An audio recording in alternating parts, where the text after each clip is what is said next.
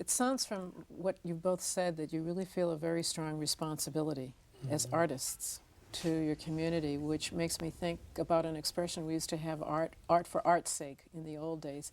Sounds like it's been translated to art for people's sake. That somehow the act of production and performance and creativity is really from something beyond the self, beyond the individual. You know, art makes revolution, too. Yes. Absolutely, in every culture and society and every age. So what do you think is the basic responsibility of the artist then?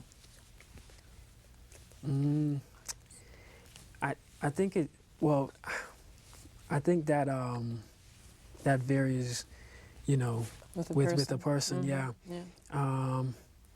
For me, it's about keeping our culture sacred, as well as, you know, they say what, a little child shall lead them, and even before, I have a little girl, but even before, you know, I was a dad, I felt that it was important for us, as, you know, as the, I felt that it was important for us to lead our children to guide them in order for them to become the next great leaders. So when So is that what you meant by sacred? Yes. That that's not just a responsibility in a secular sense, but it's actually a sacred responsibility? Yeah, definitely. Because as artists, we have the ability to, you know, delight the senses, and that's not something that we should take for granted, because Adolf Hitler, you know, he was a great lecturer, you know what I mean? But well, we see where his words went. Yes. So I feel that our words must be kept sacred. Because they're very powerful. Yes, very. They're moving. Okay. Ayisha, what about you and the responsibility of the artist? I do say we have a tremendous responsibility, and enjoyment is part of it, yes, and education. I think education is a real important part of our art. Some poems are not totally for pleasure. Some are angry, some are grieving, some are for inform, and to inform, and I think that people have a right to experience all of that. And it's important for us to see the world and give it back. An audience can be able to see a new way of thinking, and I'm fascinated with that whole process. So I feel my responsibility is to share how I see the world, translate it into my poetry, and help an audience be able to see the world through a different way of being, and then help them create their own poetry. It's a building process. It's a relationship. Can you talk about how you do this specifically in schools, in workshops in schools, or with the Department of Mental Health? Okay.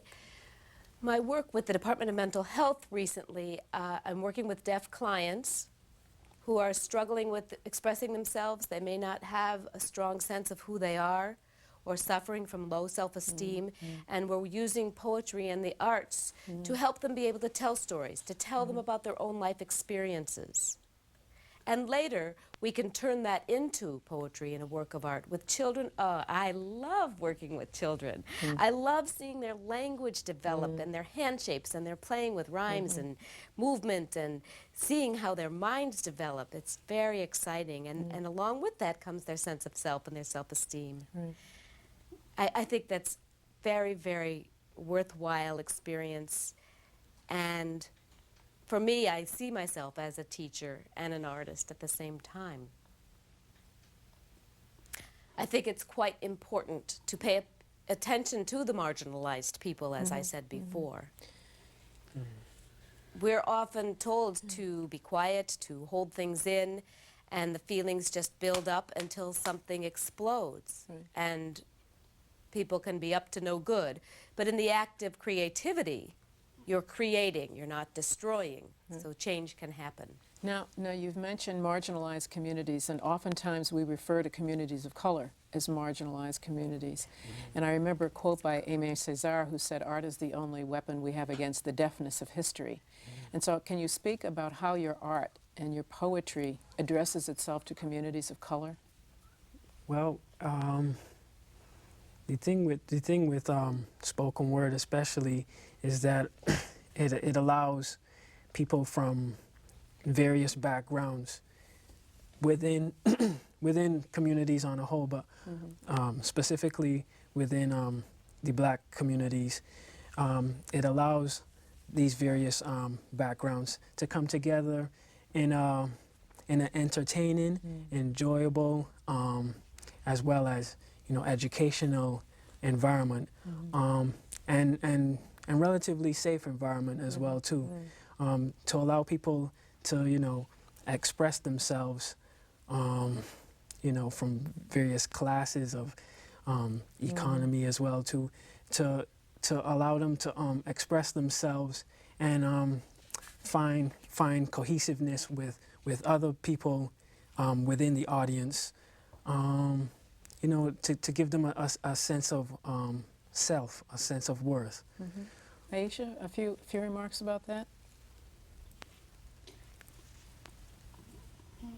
I think within our community, it's important to give choices. I think young people, a lot of the poetry and music they're listening to is often just very, very negative choices. Right. And I feel it's quite important to give them options, that it can be joyful and expression and share your passion and something that we cherish, and it's important for us to show why we do our art. And we work within different communities and varying communities, and it's important that we become strong and we become connected to respect each other and share together. I want to thank you. Your remarks have been very illuminating and very insightful, and we have the great pleasure now of breaking for a few minutes before we hear both of your performances of your original work. So I want to thank you again. Thank you. No doubt. Thank you. Thanks so much.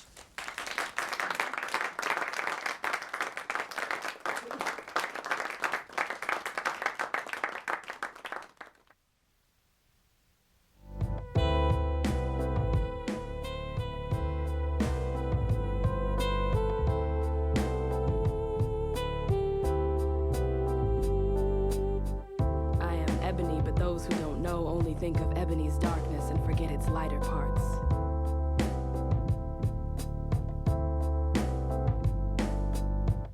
I am ebony, but zombies cloaked in transparent jealousy roam the earth in search of ways to cloud my judgment.